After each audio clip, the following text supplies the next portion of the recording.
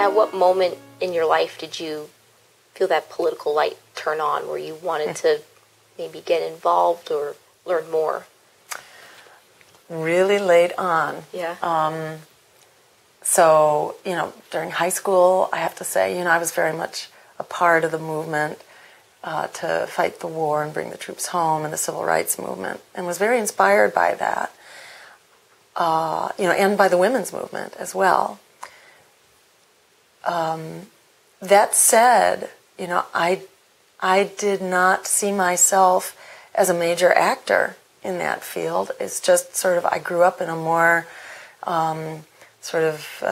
seeing myself in a more passive role. I had all these sort of good behaviors that were deeply ingrained, and I didn't see myself as someone who was really going to get out and shake the tree.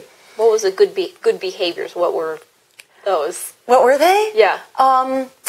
It was being very pleasant, and not challenging things in a way that might seem to make waves. The big wake-up for me, how I learned not to be such a good, such a well-behaved young lady, was seeing that we were paying to the teeth here, in a way that was really hitting us. And for many years, I tried the education route. I worked as a doctor, nonpartisan, through Physicians for Social Responsibility and other groups which are doing absolutely wonderful work. But to me, it was so alarming that we weren't moving forward.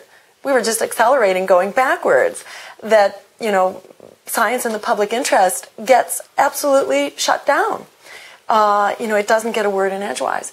So when I turned 40, I decided I needed to start, really doing something about this. And that's when I became sort of an advocate. By the time I got to age 50, what I saw, I didn't have a whole lot to show for my decade of activism, nor the decades that many other people were putting into this. And at that point, I just happened to get invited by the Green Party in Massachusetts to run for governor. And I didn't know a whole lot about the Green Party, but the more I looked into it, the more I said, gee, that's my agenda. And their pitch was, just do what you're doing, but call it a political campaign and get the word out to a whole lot more people. So since everything else had failed, up until then, why not try that? Why not try the political route? Nothing else works. Right. And there was one other very liberating experience, which I'll just refer to briefly, which goes back to about the same period of time, when I actually had a life-threatening illness. When I learned that I had a carotid artery dissection, it made it really easy to set aside all the rules of nice social behavior.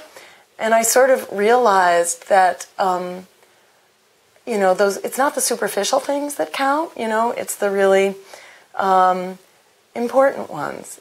Truth to tell, I was riding on a bus right after I had this MRI, in which they said, I think there's a problem with the study. We don't see any circulation on the left side of your brain. And, and then finally they showed it to the radiologist who said, oh my God, this is a carotid dissection. I would call an ambulance, but there's a traffic jam. So you'll get there much faster if you just hop on the shuttle bus and get on the shuttle and go over to Mass General Hospital. And it's like, I wanted to cry, but I was thinking, oh, you're not supposed to cry on the bus. You're not supposed to sob on the bus. And I had this revelation. That doesn't matter, That's one of those rules that really doesn't count under the circumstances. You can go ahead and cry. You're kind of like, you could die. Right, any second, it could be over. Right. Right. It's okay to cry on the bus. You can cry. You can cry on the bus. And how old were you when this happened? I was 41. Wow. Yeah, so at the ripe old age of 41, I was realizing that you could go ahead and cry on the bus. And it was a big, it was a life-changing transition for me. And that's when I, realized that you can't take your time for granted. And I was lucky, I made a complete and total recovery. And it didn't have to be that way, but it was. And I felt like, wow, I've been given this second life starting at the age of 41. So I know an awful lot now that I didn't know first time around. I'm going to really act on that and do what I can do in the time that I have. So the fight goes on. it is stronger and bigger than ever at the grassroots level. And our job as a party is to help give this vibrant fight for democracy and justice a voice in the political arena. And when the political voice gets together with the social movement, look out, world, here we come. There is no stopping us.